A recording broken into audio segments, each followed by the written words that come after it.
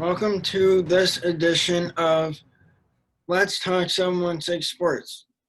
Today's guest is Steve Mathis from the At Bills Guys. Today we will be discussing Sabres and Bills talk. Thank you for having me, Robby. I'm honored to be on this show. I've seen some of the guests you've had, so it's gonna be a lot to live up to. What do you think of the new coach in Rochester? Uh, I think the Sabres, got it right here with Seth Appert. I mean, he's got a lot of coaching experience both at the college and the sort of development level. And I think that's the direction that the Sabres wanted to go in. Chris Taylor was very much a Jason Botterill guy. And I think that, when Jason Botterill was fired, it was only a matter of time before Chris Taylor was on his way out too.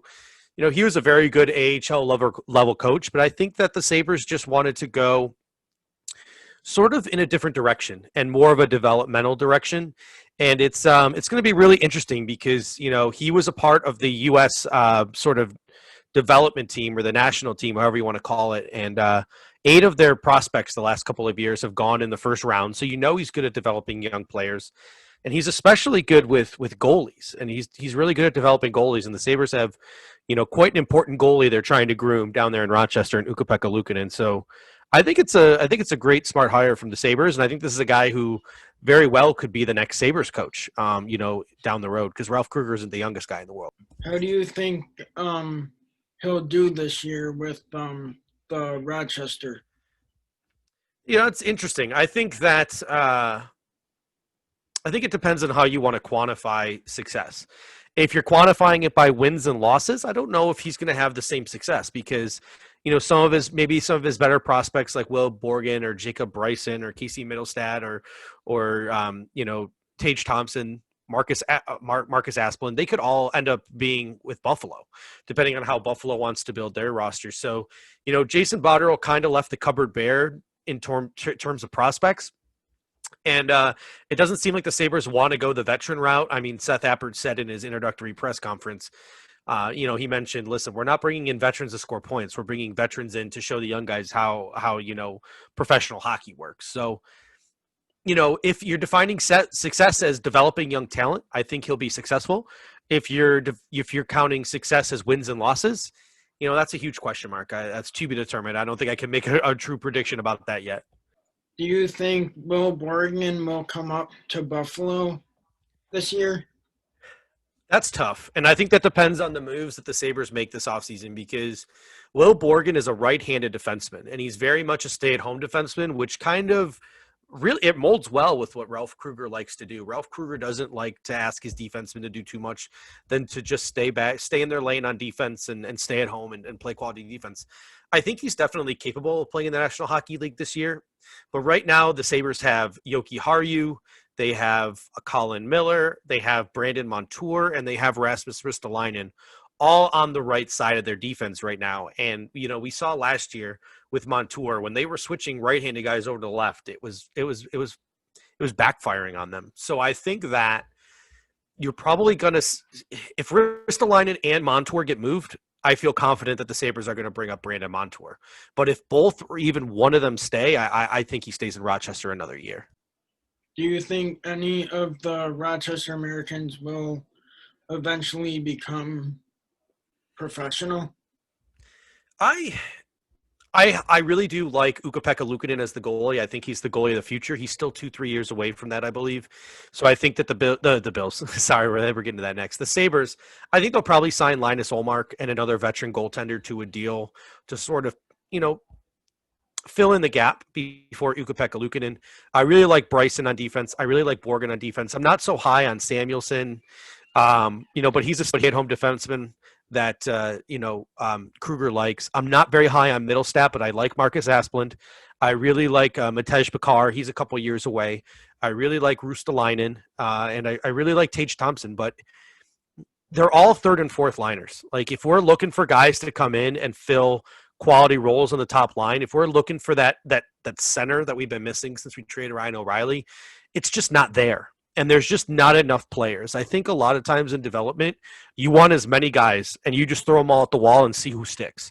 And right now, the Sabres need them all to pan out because there's not enough to throw at the wall and see who sticks.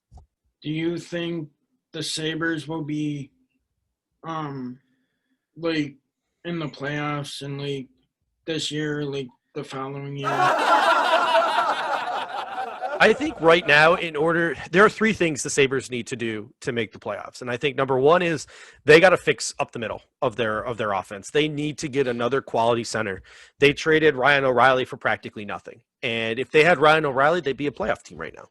I think it's as simple as that. So number one is you got to find at least one, maybe two quality centers up the middle, because when you find those quality centers up the middle, it's gonna pay dividends for your entire offense. It's gonna make the wingers' jobs a lot easier. I don't think the Sabres are that awful on the wing. I think their biggest issue right now is their centers just get pushed around, other than Jack Eichel and maybe Johan Larsson, and you just can't sustain anything with the guys that they have up the middle. I think they got to find some consistency on defense. I think they got too many bodies and they're throwing too many guys out there and the chemistry doesn't flow. I think they got to get some guys out and just find the six guys that they want to work with and work with. And then I think they got to figure out what's going on at goalie. Linus Ullmark can't seem to stay healthy. I'd love for him to become consistent because I think he is one of those goalies who can be a quality NHL goaltender. But I think this offseason you'll see them chase a guy like a Thomas Greiss or a veteran goalie, or like a Khudobin, to sort of swap 50-50 with Ullmark. So if they can go out and they can get a quality center or two to help bring Dylan Cousins along slowly, they can go out and they get a quality veteran goaltender and Linus Ullmark and stay healthy.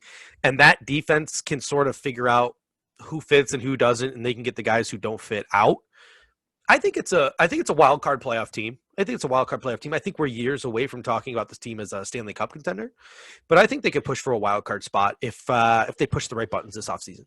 Do you think Dylan Cousins will be up here this year in the 2020-2021 season? I think he will. The thing with Dylan Cousins is Dylan Cousins can't go to Rochester. Part of the league he was drafted from doesn't allow them to go to Rochester. So he either needs to stay in the league he's in or he needs to go to the NHL. Those are the only two choices that the Buffalo Sabres have. And he sort of has proven that he's a big fish in a small pond down there. So I think the Sabres need to bring him to Rochester, bring him up to the big club in Buffalo, and they need to find a nice padded role for him in his first year, and they can work him in slowly. So I think he will be in Buffalo next year, but I think they got to find a couple other centers so they can pad that role for him. Maybe start him on the wing so it's a little easier for him. What do you think the name of the Bills Stadium will be? That's a good question. I really do think it's going to go to the highest bidder. I don't think it's going to be Barstool. I mentioned on our Bills guys vidcast or multicast last night that the NFL, whether we like Barstool or not, the NFL sure as heck doesn't like Barstool. And the NFL's headquarters just happens to be in the same state that the Bills Stadium is in. And, on the lease of the stadium, it literally says the county and the state have some semblance of control over the name. And if they don't like the name of the stadium, they can nix the deal. And I wouldn't be surprised if Roger Goodell called up, Andrew Cuomo, the governor of New York, and said, listen, if you try to allow this to happen, we're going to take our NFL headquarters, which brings in, millions and millions and millions of dollars into New York City every year in revenue and taxes, and we'll move it to Los Angeles, into that fancy new stadium and studio we built in LA for the Rams and the Chargers. So I don't think it's going to be Barstool. I think it's going to go to the highest bidder. It'll just be really interesting to see who's interested in bidding on an NFL stadium in Buffalo. I think the logical choice would be M&T because they're the biggest company in Buffalo right now, but they already own the rights to the Ravens Stadium. So I don't think they're going to want to double dip. So it'll be really interesting to see who steps up and tries to buy it, but I think it will go to the highest bidder. What about like that hospital in Buffalo, Roswell Park? That's interesting. That's an interesting thing. I think if something like that were to happen, I think it would have to be sort of a goodwill gesture from the Buffalo Bills. I think it would have to be the Buffalo Bills saying, we will give you the naming rights to the stadium for free. Because you got to think about a hospital. Like a hospital, their whole point is to help their patients. So any money that they do have, they're going to put into their facilities to try to better help their patients. I don't think a company like that is going to throw money around to put their name on a stadium. I just don't know if that's something that they're willing to do with their money, or their board of directors will be willing to do with their money. What did you think of Josh Allen during the practice sessions? He's looked really good. The biggest issue I think with Josh Allen, you know, he's a really good intermediate passer and he's a really good runner. And where he struggles is with the deep ball, and where he struggles with is the short passes, the dump offs. And you see some highlights of him sort of maybe working on it and fixing that deep ball. You can tell, Bruce Nolan and Kirk Commissar over at Buffalo Rumblings did a really good job of taking the still images from the video and showing you the differences between Josh Allen's throwing motion on the deep ball last year and Josh Allen's throwing motion on the deep ball this year. And they're two completely different throwing motions. So you could tell he's been working on those mechanics. It looks like he's hitting guys in stride now, at least in a practice setting. Looks like he's been working on the dump off game. He's got guys now. Cole Beasley can probably work more of the short to intermediate field now with Stephon Diggs there to take pressure off. You got Zach Moss, who's a pretty good receiver. Devin Singletary is a pretty good receiver. There's less pressure on Dawson Knox to go down the field, I think, with the addition of Stephon Diggs. So we'll have to see it on the field, but things are definitely looking promising for Josh Allen heading into year 3. How do you think our defense will be during the season? That's another great question. I've been saying for a while that I think this defense could be historic.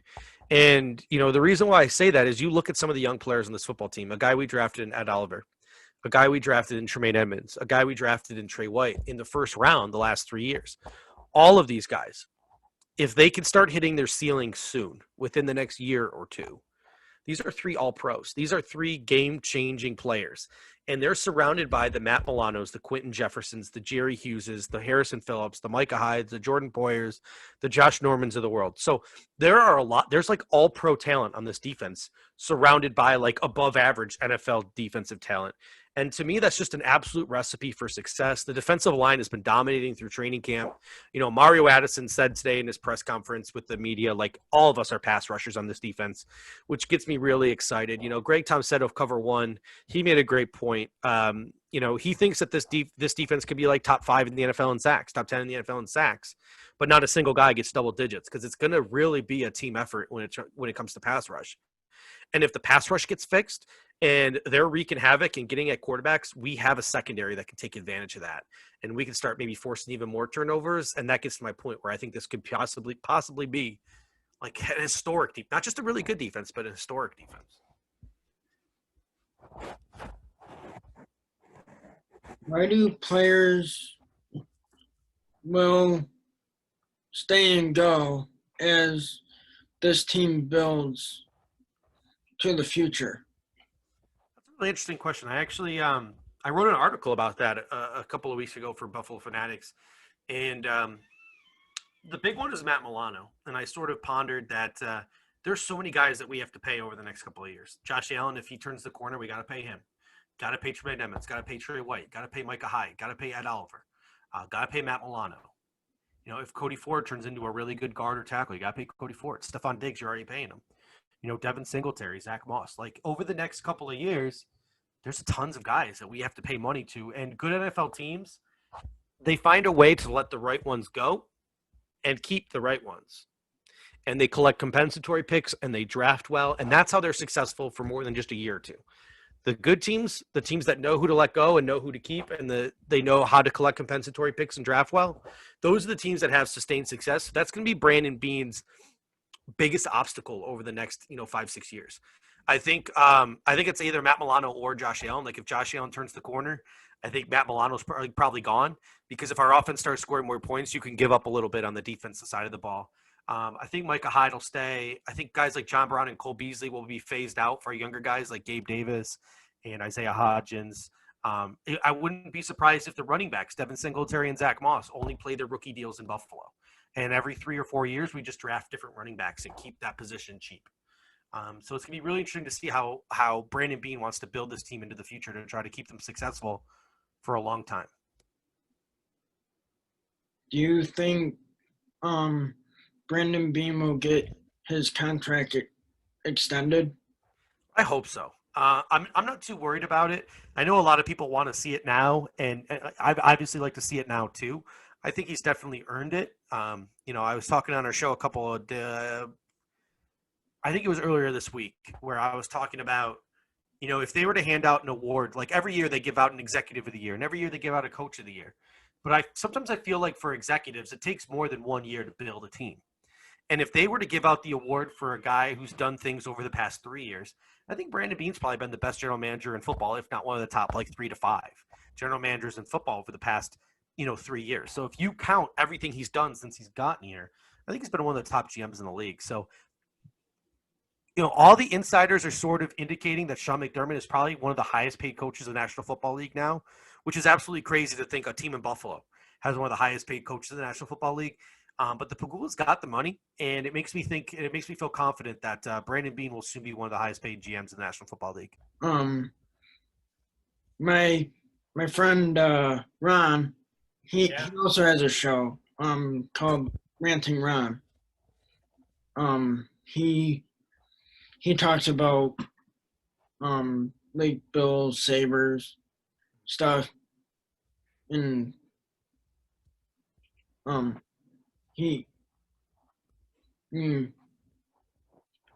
met him at a Sabres game like almost a year ago, and he started talking about podcasts and stuff, and that's how mine came out. And then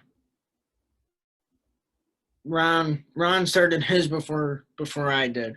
I mean, I think he's doing a good job with his, so I just wanted to give him a little shout out on my show. Yeah, Ron's a great guy. I've had conversations with him before. Very charitable guy. I really enjoy my conversations with Ron. And hey, everyone could be successful, and you're doing a heck of a job too, man.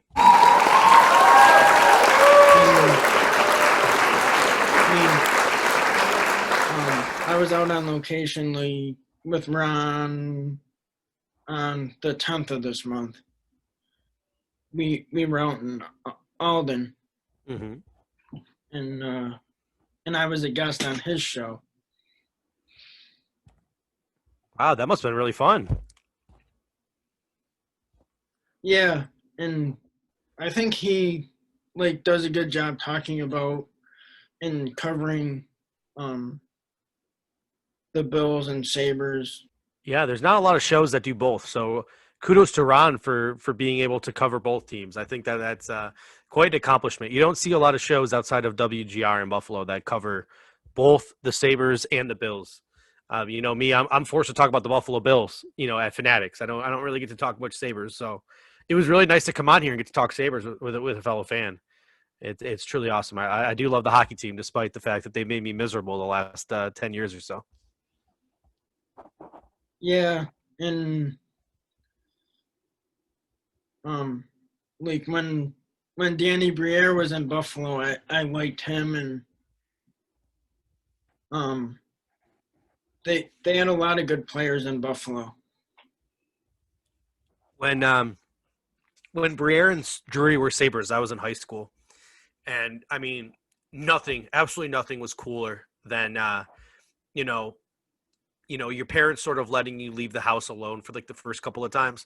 So my parents were like, yeah, you can go with your friends downtown, watch the Sabres in the square. So we would watch the sort of, what did they call it? They had just the giant block party outside of the hockey arena for all those games where you'd have 20,000 fans in the arena, but then there was another 10,000 fans outside watching on big screens, holding up tinfoil Stanley Cups. And you had that Chris Drury goal and that Afinoganov goal and all those goals. That team was just Brian Campbell messing up RJ Umberger. Those teams were just so awesome. And I can't wait for Buffalo to get a hockey team like that again, because the fans deserve it.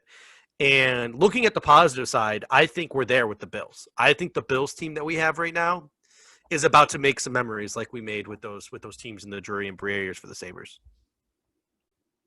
And the Sabres went back to the royal blue for about time. Yeah, it was about time they did that. I mean, I think the fans have wanted that for 20 years now. I don't know what took him so long. Yeah, and that navy blue almost looked like it was like a blackish color Mm-hmm. when you're watching it on TV and stuff. Oh yeah, I mean, there's nothing better. You got one of those jerseys right there in the background. I mean, it's vintage, it's simple, and it's awesome. Yeah.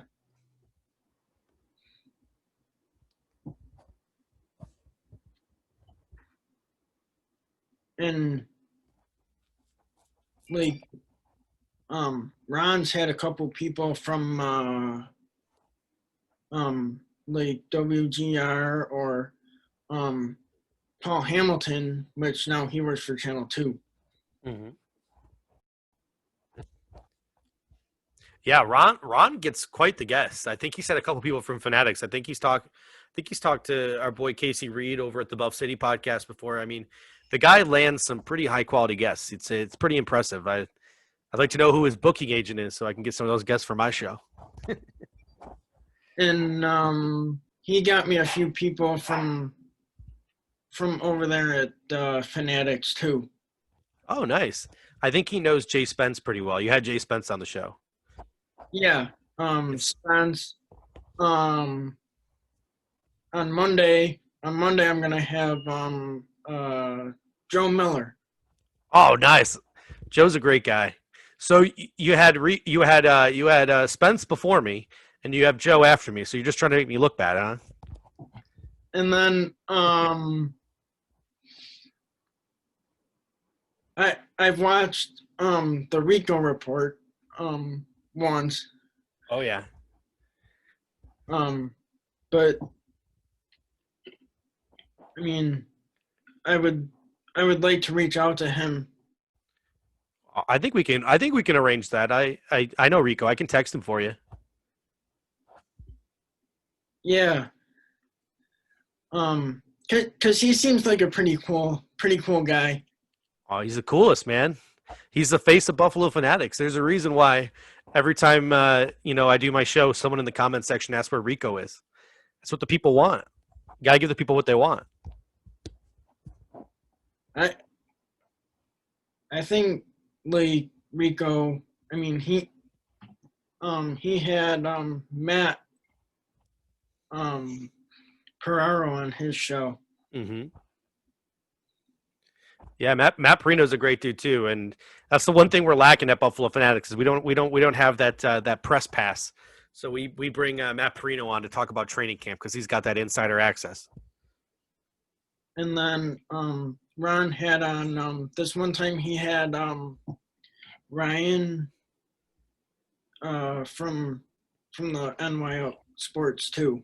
Oh, Ryan Talbot, yeah, he's a great guy as well. There really isn't a single bad person in Buffalo media. They're all awesome.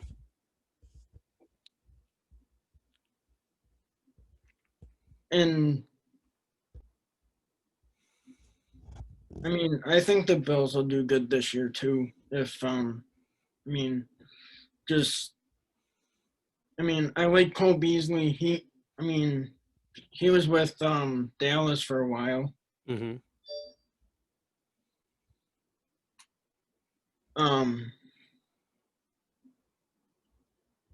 So like, what days does your show air? Our show, The Bills Guy, airs on Monday and Thursdays at 9 p.m. Eastern Time on the Buffalo Fanatics YouTube, Twitter, Facebook, and Sportscaster pages. So we're all over the place. That's why they call us a multicast because we're on multiple platforms. We'll probably be moving the show earlier in the evening once football season starts. So we'll lead right into we'll probably start at 7 and lead right into Monday and Thursday night football. So we'll give you maybe a little bit better of a pregame show than ESPN. And I've watched ESPN for baseball, and I don't like the announcers on there. Yeah, they're very corporate. It's a very corporate station. I'm not a big fan of ESPN either. Sometimes I feel like it's some of the simplest decisions ESPN seems to screw up. Whether it was letting Mike Tirico walk or some of the other announcing decisions they made, I'm not overly impressed with some of the talent there at ESPN lately. They've let a lot of good guys walk. And like I like what's our guy's name for Buffalo? The Kevin play-by-play guy. from Buffalo. I know Kevin Connors is from Buffalo, but he's an anchor. I don't know if the play guy. Do you know what sport he calls? Football. I know Mike Tirico went to the University of Syracuse. Maybe Chris Berman you're thinking of? Nobody circles the wagons like the Buffalo Bills. I think he's on ESPN too, I think. Or CBS or something. Steve Tasker? Steve, John Murphy, and then Eric Wood. Eric Wood's on there. Yeah, they do the local Bills games for WGR. And Sal Capaccio's on the sidelines. Oh, yeah.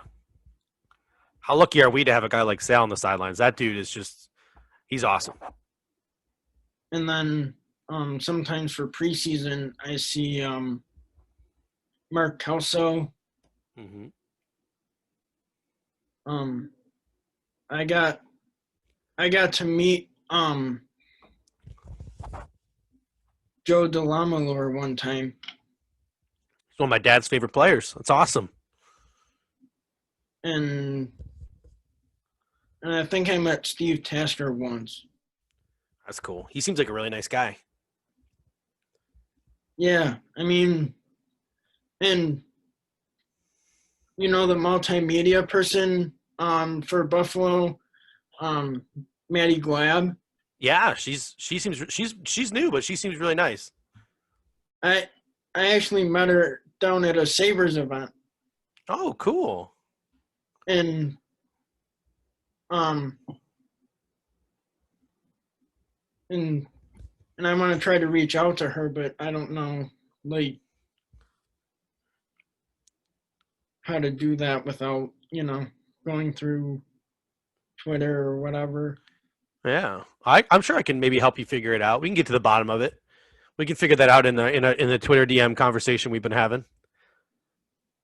Yeah, because I mean, I think she'd be a good interview for both teams. Mm-hmm. Yeah, because she works for Pagula Sports and Entertainment, so she does both. And I'll be going out on location again with Ron, on a day that to be determined. Nice. You guys are just traveling all around, huh? Taking the show on the road? Yeah. And I mean, I think Ron's a cool guy. Because I mean, he does his thing, and I mean, he puts pretty cool music on my stuff. That's awesome. Yeah, he seems like he really knows what he's doing. He's got some really cool graphics and logos and stuff on his show. I've always been jealous of his logos. And he has an intro video too on his. Oh, does he? Nice. I haven't done that yet, but That's the next evolution, man. So you gotta take the next step. You gotta get that cool intro and that cool outro. yeah, I heard yours. we just stole a clip from the Replacements. Ours isn't anything fancy. Yeah, tell what's your partner's name?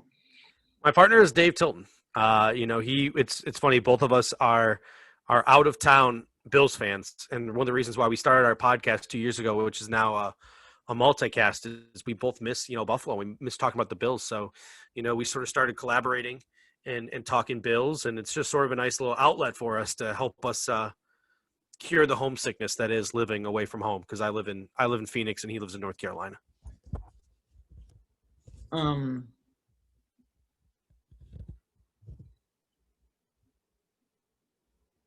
well, tell Dave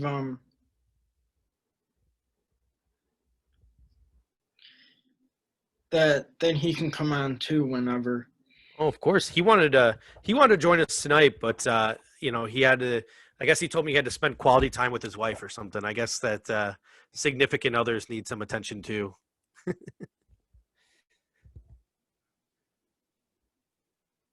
Um, he he seems like a pretty cool guy. Oh, he's the coolest. He's the guy who makes me look good every week.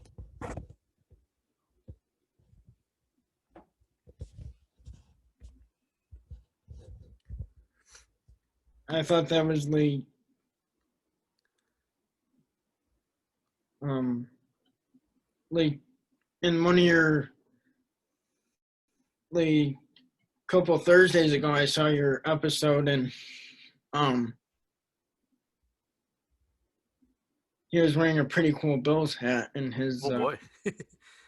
I'll have to ask him where he got it. I can send you the link. Maybe you can buy one for yourself. He's got those like old school, like he goes with like the old school, like he goes with the old school hats, and I have like all the new school ones. So like he rocks the old school, I rock the new school because I try to pull off flat brims, but I think my forehead's too big. I can't pull off flat brims very well. I was gonna get the one from the draft this year. Oh, is that the one that had the electricity stuff from like the Pan American Exposition on it, like the city of Buffalo logo? No, Was it? it says like believe on the side. Oh, okay. I think that was the Ed Oliver draft that was the with the power stuff. Yeah. That's pretty cool. Yeah, they always come out with a nice cool hat around draft time. Thanks for watching Let's Talk Someone Six Sports, and tonight's guest was Steve. Thank you for having me, Robbie.